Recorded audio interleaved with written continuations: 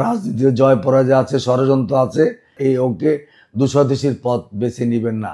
আপনারা দেখেছেন যে গতকালকে গভীর রাতে ষড়যন্ত্রমূলকভাবে আপনাদের মূল্যবান দেওয়া ভোট ইলেকশন ইঞ্জিনিয়ারিংয়ের মাধ্যমে বিজয়টা ছিনিয়ে নেওয়া হয়েছে।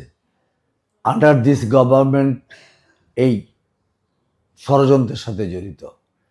আমি আপনাদের অনুরোধ করব যে আপনারা সকলে ভোট দিয়েছেন, অন্যান্য যারা আমাদের সাথে কমিটমেন্ট করেছিল সকলেই আমাদের ভোট দিয়েছে, আমরা বিজয় লাভ করেছি।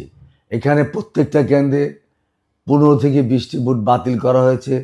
5-6টা কেন্দ্রে অনেক রাত্র পর্যন্ত দেরি করে রেখে অনেক ভোট বেশি দেখিয়ে রেজাল্ট শিটগুলি আমাদের এই এজেন্টদের না দিয়ে তাদের সই করিয়ে রাখা হয়েছে। তো আমরা এটার জন্য রিকাউন্টিংয়ের দরখাস্ত করছি।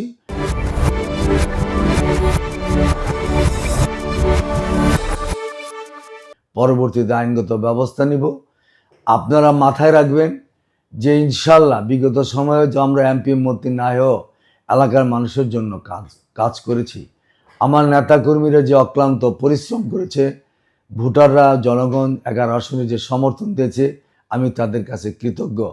আপনারা এটা মাথায় রাখবেন যে বিএনপি ইনশাল্লাহ ভূমিধস বিজয় নিয়ে ক্ষমতায় যাচ্ছে 2-1 দিনের ভিতরেই। তারেক রহমানের নেতৃত্বে বাংলাদেশ আগামী দিনে একটি বৈষম্যহীন উন্নত কল্যাণ রাষ্ট্র পরিণত হবে। আমরা তারেক রহমানের নেতৃত্বে ঢাকা 11 আসনকেও তেমনিভাবে মানুষকে সেবা দিয়ে যাব। সুতরাং কারোই কোনো কষ্ট পাওয়া বা দুঃখ পাওয়ার কোনো কারণ নেই।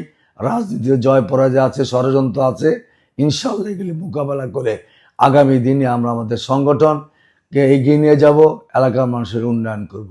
সকলকে ধন্যবাদ জানাবো এবং ধৈর্য ধারণ করার জন্য অনুরোধ করব। কোনো প্রকার কোনো ঝামেলা ঝুঁক ঝামেলা এই ওকে দুঃস্বদেশীর পথ বেছে নেবেন না, এটা আমাদের জন্য ক্ষতি হবে।